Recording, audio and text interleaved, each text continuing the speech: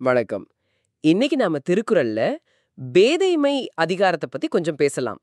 ஆனா இது கொஞ்சம் வித்தியாசமான கோணத்துல இருக்க போகுது. ம், அதாவது பேதைமைங்கிறத இப்போ இருக்கிற சாட் ஜிபிடி மாதிரி புது டெக்னாலஜி எல்லாம் பயன்படுத்தாம இருக்கிறதோட அதோட தொடர்பு படுத்தி பார்க்கலாமான்னு ஒரு யோசனை. இதுக்கு திருக்குறள் பிளஸ் பிளஸ் பார்வைன்னு பேர் வச்சுக்கலாமே. அதாவது பழைய ஞானத்தை புது சூழலுக்கு ஏத்த மாதிரி பார்க்கறது. இத பத்தி கொஞ்சம் ஆழமா பேசலாம் வாங்க. சரி, முதல்ல பேதைமைனா பொதுவா என்ன சொல்வோம்? அறிவில்லாம இருக்கிறது, மடமை, எது நல்லது கெட்டதுன்னு தெரியாம இருக்கிறது இல்லையா?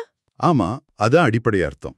அப்போ இந்த அடிப்படையை வச்சுக்கிட்டு புது டெக்னாலஜியை யூஸ் பண்ணாதத எப்படி இதோட சேர்க்கறாங்க? இது கொஞ்சம் யோசிக்க வைக்குதே. இங்கதான் விஷயம் சுவாரஸ்யமா இருக்கு.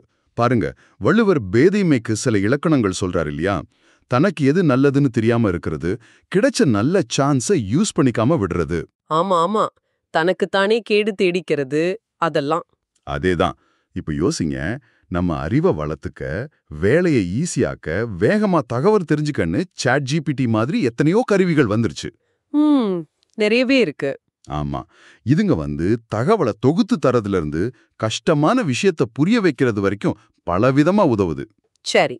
இப்படி ஒரு பவர்ஃபுல்லான டூல் இருக்குன்னு தெரிஞ்சோம் இல்ல தெரிஞ்சுக்காமலையோ இதெல்லாம் நமக்கு எதுக்கு பாபான்னு ஒதுக்குறது, அது கிடைச்ச நல்ல வாய்ப்பை விடுற மாதிரிதானே. ஓ, அப்படி பாக்கும்போது அதான், இத இப்போதைய காலத்து பேதைமைன்னு சொல்லலாமா? அதுதான் கேள்வி. ஒரு கஷ்டமான வேலையை செய்ய நல்ல கருவி இருக்கு, ஆனா அதை யூஸ் பண்ணாம பழைய மெதுவான வழியிலேயே போறது, அது எவ்வளவு புத்திசாலித்தனம். நீங்க சொல்றது ஒரு முக்கியமான பார்வைதான். அதாவது கருவிகளை கண்டுக்காம இருக்கிறது ஒரு வகை பேதமைன்னு சொல்றீங்க.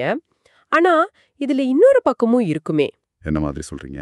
இல்ல, இந்த கருதிகாரியே ரொம்ப நம்பி இருக்கிறது, அது சொல்றத அப்படியே ஏத்துக்கிறது, இது வேற மாதிரி அறியாமை இல்லையா? அதுவும் ஒரு வகை பேதைமை ஆகாதா? நம்ம சொந்தமா யோசிக்கிற திறமை போயிடுமே. மிகச் சரியான பாயிண்ட் இது. ரொம்ப முக்கியமான கேள்வி. அங்கதான் நம்ம கவனமா இருக்கணும். பேதைமைங்கிறது சும்மா கருவியை யூஸ் பண்றோமா இல்லையாங்கிறதோட முடியல. குறள்லயே வள்ளுவர் சொல்றாருல, எப்பொருள் யார் யார் வாய் கேட்பினும் அப்பொருள் மெய்ப்பொருள் காண்பது அறிவுன்னு. ஆனா உண்மை எது பொய் எதுன்னு ஆராய்ஞ்சு பார்க்கணும். அதேதான். அப்போ ஏஐ டூல்ஸ் தர்ற தகவலை அப்படியே ஏத்துக்கிறது, அதுல இருக்க தப்ப கவனிக்காம போறது, இல்ல நம்ம யோசிக்கிறதுக்கு பதிலா அதை மட்டுமே யூஸ் பண்றது, நிச்சயமா இதுவும் ஒரு வகை நவீன பேதைமை தான், அதுல சந்தேகமே இல்ல. அப்போ ரெண்டு பக்கமும் இருக்கு. ஆமா, இந்த புது பார்வை என்ன சொல்ல வருதுன்னா, இந்த கருவிகளை சுத்தமா ஒதுக்குறதும் தப்பு, அதை கண்ணை மூடிட்டு ஃபாலோ பண்றதும் தப்பு. அறிவுள்ளவங்க என்ன பண்ணுவாங்க? என்ன பண்ணுவாங்க? இந்த கருவிகளோட பிளஸ் என்ன மைனஸ் என்னன்னு புரிஞ்சுக்குவாங்க. எங்க எப்படி யூஸ் பண்ணா நமக்கும் நல்லது மத்தவங்களுக்கும் நல்லதுன்னு யோசிச்சு செய்வாங்க. இது வெறும் சாட்ஜிபிடி பத்தினது மட்டும் இல்ல. ஓஹோ. காலத்துக்கு ஏத்த மாதிரி வர்ற புது அறிவை திறமைகளை கத்துக்க மறுக்கிறது, மாற்றத்துக்கு தயாராகாம இருக்கிறது, இது எல்லாமே கூட ஒரு வகையில பேதமைன்னு சொல்லலாம். அப்போ நம்ம கவனிக்க வேண்டியது ஒரு பேலன்ஸ், அப்படிதானே? புது டெக்னாலஜி புது அறிவெல்லாம் வேணான்னு சொல்லாம ஏத்துக்கணும். ஆனா அதுக்கு அடிமையாகாம நம்ம அறிவை வச்சு அதை நமக்கு சாதகமா மாத்திக்கணும். இதுதான் இப்போதைய சவால். சரி, இது நம்ம டெய்லி லைஃப்ல, வேலையில, படிப்புல எப்படி பாக்குறது? அதுதான் அடுத்த கேள்வி. இது ஒரு தொடர்ச்சியான முயற்சி தான். முதல்ல இந்த புது டூல்ஸ் என்ன பண்ணுது, எப்படி வேலை செய்யுதுன்னு கொஞ்சமாவது தெரிஞ்சுக்கணும். சரி. ரெண்டாவது, அதை எங்க ஸ்மார்ட்டா யூஸ் பண்ணலான்னு யோசிக்கணும். இப்போ பெரிய தகவலை சுருக்கமா புரிஞ்சுக்க, ஒரு விஷயத்தோட பல பக்கத்தை தெரிஞ்சுக்க, இல்ல திரும்ப திரும்ப செய்யற சில வேலைகளை ஆட்டோமேட் பண்ண, இதுக்கெல்லாம் யூஸ் பண்ணலாம். ஆனா ஆனா ஃபைனல் முடிவு, முக்கியமான கருத்து எப்பவும் நம்மளோடதா இருக்கணும்.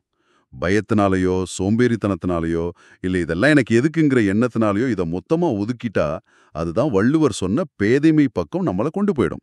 ஆக மொத்தத்துல பேதைமைங்கிற இந்த அதிகாரம் இந்த டிஜிட்டல் காலத்துல ஒரு புது அர்த்தத்தை கொடுக்குது. கருவிகளை யூஸ் பண்ணாம இருக்கிறது மட்டும் இல்ல, அதை தப்பா யூஸ் பண்றதும் கண்ணை மூடிட்டு நம்புறதும் கூட பேதமே தான். நம்ம பகுத்தறிவையும் யோசிக்கிற திறனையும் ஷார்ப்பா வச்சுக்கிறது தான் முக்கியம். ஆமா, இப்ப நீங்க கொஞ்சம் யோசிச்சு பாருங்களேன்.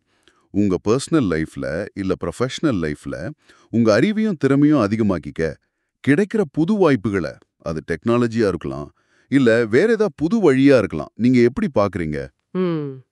அதை சரியா தெரிஞ்சுக்கிட்டு தேவையான இடத்துல பயன்படுத்தாம இருக்கீங்களா, இல்ல அதை பத்தி முழுசா புரியாமலே கண்ணை மூடிட்டு ஏத்துக்கிறீங்களா?